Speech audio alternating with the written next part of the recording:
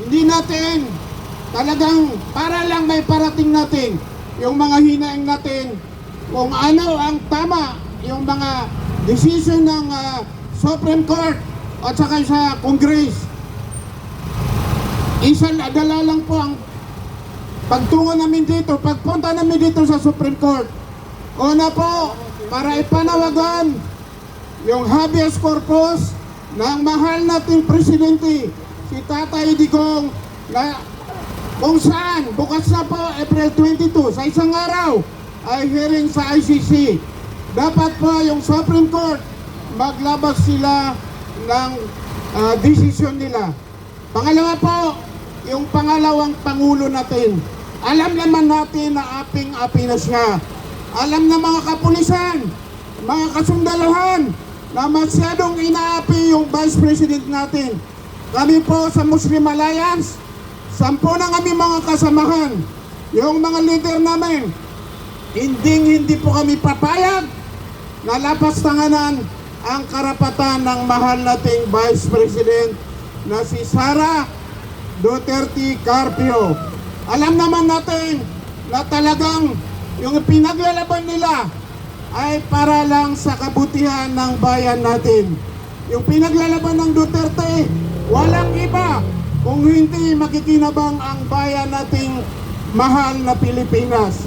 Kaya po, kami ay lubos na nagpapasalamat kung sino man ay may busilak na puso magtungo rito sa Supreme Court para ipanawagan natin na sana maglabas na sila ng TRO para po matigil na ang impeachment sa mahal nating Vice President.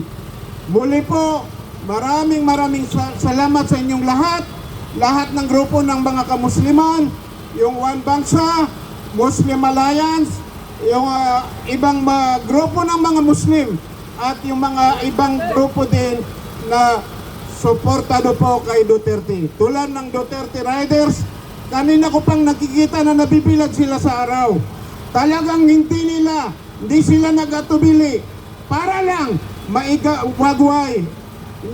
Ipagawagway nila yung bandila ng Pilipinas. Hindi tayo magtatagal sa init ng araw. At saka yung mga kapulisan natin, sila din ay nagbibilag sa araw para panatilihin ang kapayapaan. Sa Muslim Alliance, makakaasa po kayo sa mabuting paraan, mapaupo natin ang mahal nating Vice President tulad po ng election sa 2028. Makakaasa po kami 100% yung mga grupo ng kamusliman para po sa mahal nating Vice President. Muli po sasabihin ko, lahat ng kamusliman sa Mindanao, 90% yung kamusliman ay para sa Duterte family. Kaya po, maraming salamat sa inyong lahat. Mabuhay po ang sambayan ng Pilipino. Mabuhay ang Duterte family. Assalamualaikum warahmatullahi wabarakatuh.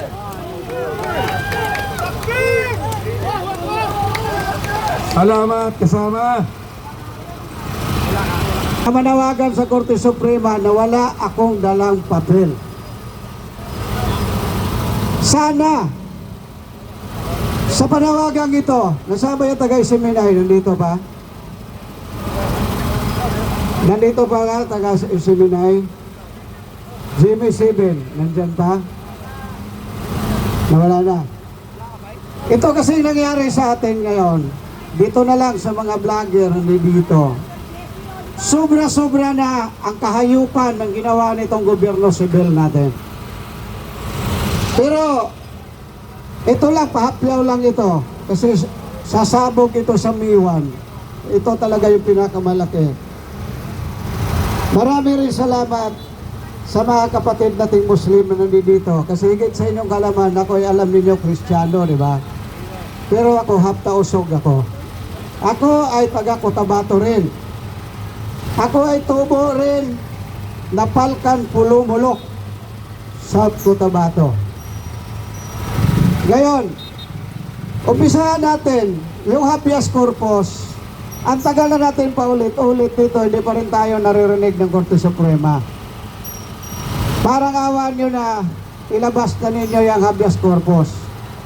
para naman makapag-umpisa na tayong tumulong sa paningil nitong mga buaya sa lipunan ng Pilipinas. Sumobra na ang ginagawa. Wala nang mapupuntahan. Alam niyo, sa totoo lang, hindi natin masisi yung mga nagre-rebelde na sinabi nila marami na daw nag-MPA, marami na ring Muslim na nagre-rebelde. Bakit hindi magkaroon ng ganon? Yung binabanggit ni Kuya Park kanina, totoong nangyayari yun dahil binaboy na natin yung bansa natin. Kaya hanggat maaari, ibalik natin, isang bagsak lang, Duterte! Duterte! Duterte! Umpisahan ko doon sa pagkakulong sa mahal nating Pangulo. Di ba kung mayroon Pilipino na nagkasala sa ibang bansa, ginagawa natin ng paraan para maiuwi? Magpadala tayo ng abogado para maiuwi. Pero dito sa nangyari ngayon, iba ito. Mas kinakampihan na ang kriminal, kinakampihan na ang kurap, kaysa doon sa nagpapatupad na para ipatupad na alisin yung kurap. Ganon. Ngayon, alam ko mamayang gabi maraming manonood nito. Maraming manonood sa TikTok, maraming manonood sa YouTube. Ito na naman ako, makikita ninyo. Sana magkaisa tayong Pilipino, tugisin natin ito, yung administrasyong bangag, na wala ng pakundangan, walang pakundangan doon sa mga magnanakaw sa bayan, pinoprotektahan, pero ang kapalit doon, uhulihin lang pala yung nakahubad. Sana yung habeas corpus mapakinggan na at mailabas na. Wala na tayong matatakbuhan na magdidipinsa sa atin kung hindi tayo. Yung langis ng biruang sindikato, kung hindi tayo nag-iingay ng todo sa langis, hindi pa maumpisahan ngayon. Pero anong ginagawa nila? Nagtaas sila ng isang katutak, pero ang pagbaba ngayon, inutay-utay tayo. Hindi pa ba sapat ang naipon sa mahigit isang buwan na 3.1 billion na kinita sa langis? Pinatungan tayo ng tag 70 pesos per liter. Ano ngayon ang nangyari? Ito, dala ko na naman uli ito. Itong dita na ito, matagal na itong pinagkaguluhan sa Senado, pero hindi pa ito na-aksyonan hanggang ngayon. Hanggang ngayon, mayroon pang natira na inunti-unti tayo na para maipatupad itong mababa na presyo. Mayroon pang pagbabanta na pagkatapos ng B1, ibalik na naman tayo sa presyong napakataas.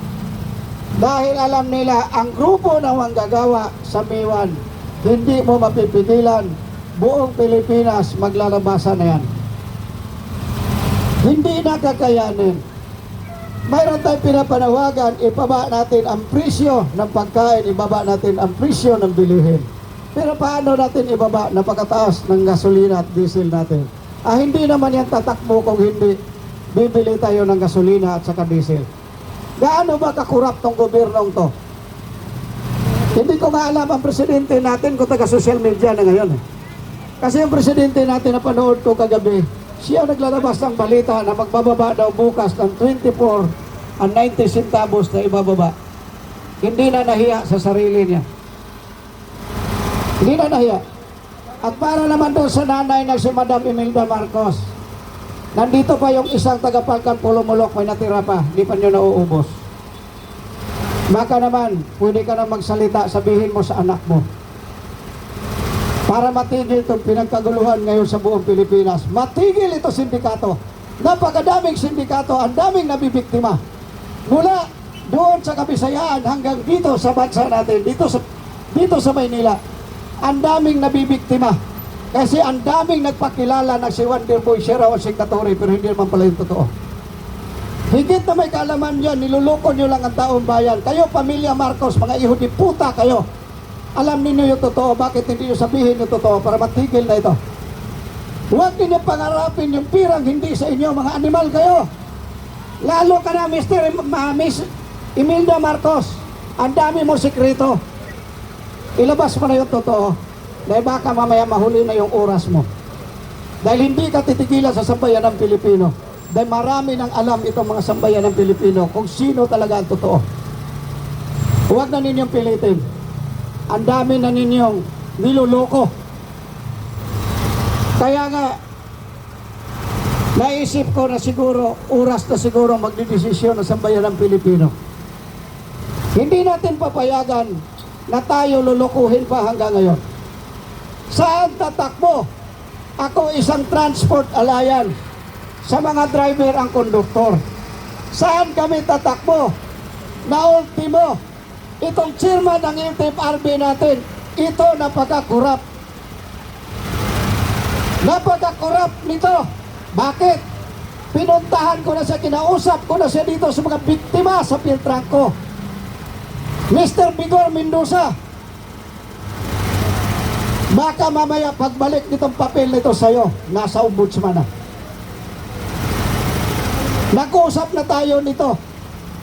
Natanggalin mo na ito dahil marami nang namatay na biktima nito.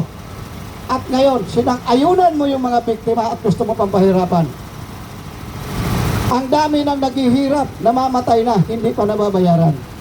Bakit ka naglabas nito kung pagkatapos lang na auksyon yung mga prangkisa dyan na mayroon naman kayong memorandum na dapat may sale and transfer na. Bakit mo binago rito sa memorandum mo at ikaw pa mismo ang nakapirma, abogado ka pa naman? Ano kaya sa tingin mo nito kung dadalhin ko na to sa ombudsman pag hindi na namin kinaya? Kaya ako nanawagan ngayon dahil itong gobyerno na ito, lalo na kami mga driver, kanino kami pupunta ginagamit na ng negosyo? Ito, ginagamit na ayuda.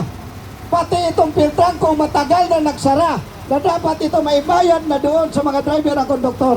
Pero ngayon may ayuda pa. Tama ba ito? January pa nagsarado na ito. Pero balita ko, marami nang nanawagan, kailangan na pumunta ang mga driver para mabigyan. Hindi ang ayuda mo ang kailangan namin. Ang kailangan namin ngayon, mabayaran na. Mabayaran na itong mga tao na matagal ng patay. Grabe ang korupsyon. Silang ayuda ng pagtaas ng diesel kasi marami silang kumikita rito. Ang biktima nito, tayong mga Pilipino. Hindi na nahiya sa sarili. Saan ka papunta ngayon? Kahit saan ka lumingon, puro pira-pira na lang. Pag wala kang pag-ariglo, wala ka. Siguro, mahaba-haba na. Ang panawagan ko sa Mayo 1, magkaisa tayong lahat. Kung kailangan na wala ng tao, wala ng sasakyan na makadaan sa kalsada, punuin na natin sa panawagan. Hindi na tayo matatakot sa kanila. Kailan pa ba tayo kumilos? Pagka wala na tayong makain. Dahil halos lahat sa kabukiran ngayon, wala nang nagtatanim dahil sa mahal ng diesel, sa mahal ng abono, pati mananagat natin wala na. Anong kakainin natin? Pako na lang ba? Pag wala nang kumilos dyan na mga magsasaka, pag wala nang kumilos dyan na mga mananagat, lahat tayo, kakain na lang tayo ng alikabok. Papayag ba tayo? Sabay-sabay na tayo. Kung pahirapan man lang tayo, unti-untiin tayong papatayin. Mas maigi pang tayo na lang. Ngayon na tayo, magpapatayan na lang tayo para matapos ng lahat. Kaysa pahirapan tayo ng ganito. Dahil, kakayanin pa ba natin ito kung wala na magtatanim? Doon na lang tayo umasa sa import para may komisyon. Doon na lang tayo sa Thailand umaasa para makabili ng bigas. Paano kung wala na rin bigas doon na mabibili? Anong gagawin natin? Puro na lang payabangan? Papatayin tayo unti-unti? Paano yung mga anak natin? Paano yung mga hapu-hapuhan natin? Ito ba, titiisin pa natin? Kung hindi nila tayo ngayon narinig, yung kakaunti lang tayo, magkakaisa tayo sa Miwan. Maraming salamat. Magandang tanghali. Salamat sa ating lahat.